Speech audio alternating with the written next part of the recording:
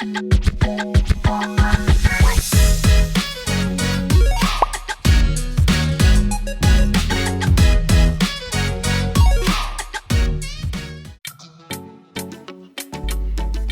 back to Life guys and girls. I hope you're all okay.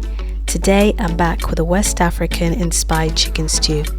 So without further ado, let's get straight to it. I'm going to start off by chopping my onion, 4 tomatoes, 2 Romano peppers and crushing 4 garlic cloves.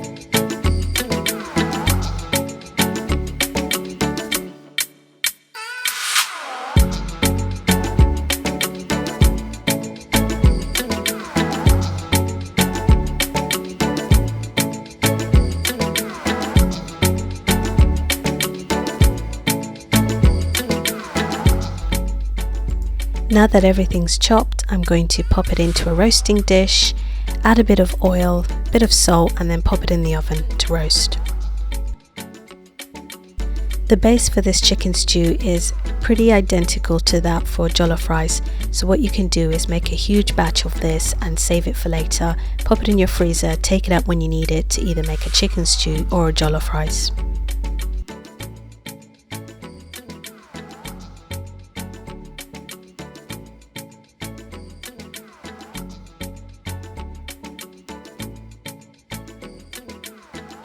And here I'm just making sure every pepper, tomato, piece of garlic and onion is fully coated in oil so that it roasts nicely in the oven. Roast your veggies at 200 degrees C for roughly 30 minutes. Now on to that beautiful chicken stock that we're going to need for the stew later. So we're starting with some chicken thighs and adding sprigs of thyme that are going to add amazing flavours to the stock, some ginger, garlic, bay leaves, some onion granules as well to enhance that flavour, stock cubes, and that's pretty much it. And all we need to do is allow it to cook for about 20 minutes.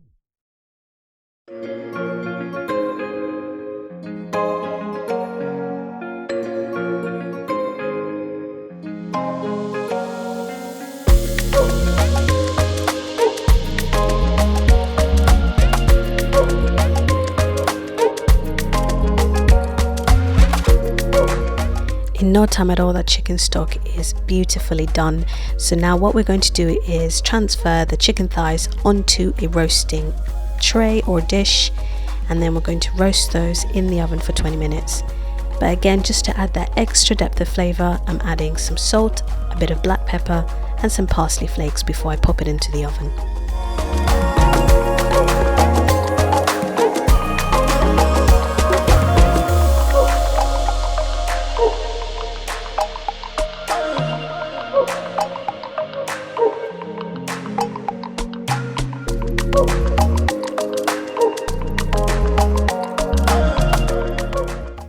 Now, can we call it West African inspired chicken stew without the chilies? Absolutely not. So what I've done is I've taken all my roasted veggies from the oven, placed them in a blender with those 2 chilies, and now I'm creating that beautiful sauce that we're going to cook in a minute. To start the next stage of our aromatic, delicious chicken stew, I'm going to fry some onions and then add some tomato puree and make sure it's fully cooked to make sure it has a beautiful flavour and not have that bitter taste that it does when it hasn't been cooked thoroughly.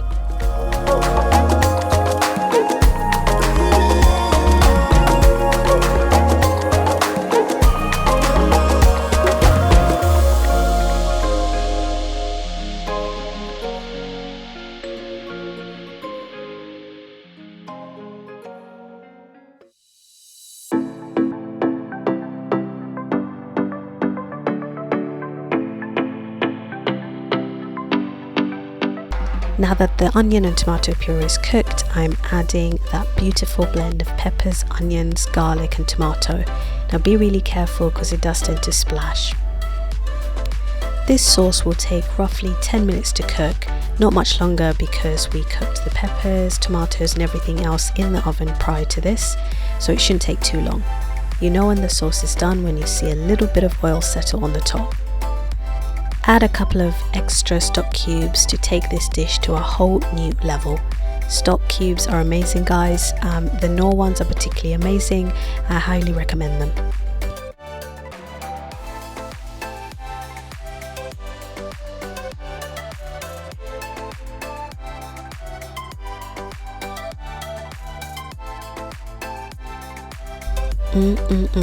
Look how amazing those chicken thighs look.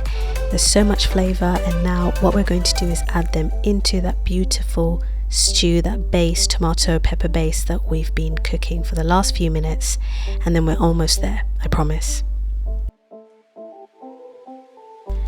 Once added, allow everything to simmer together for about 10 minutes before you add the chicken stock, which happens to be the next step.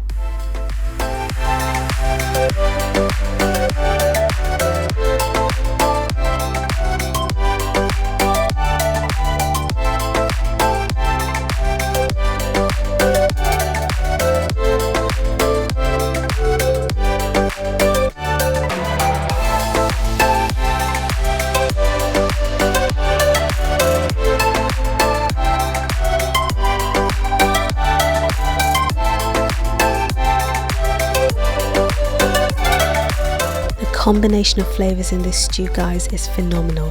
The garlic, the sweetness of the peppers, the onion, tomatoes, the spicy chili and thyme all work beautifully together to create an amazing meal. I served mine with rice, green beans and plantain, and it went down a treat. So try it, guys. I promise you, you won't be disappointed.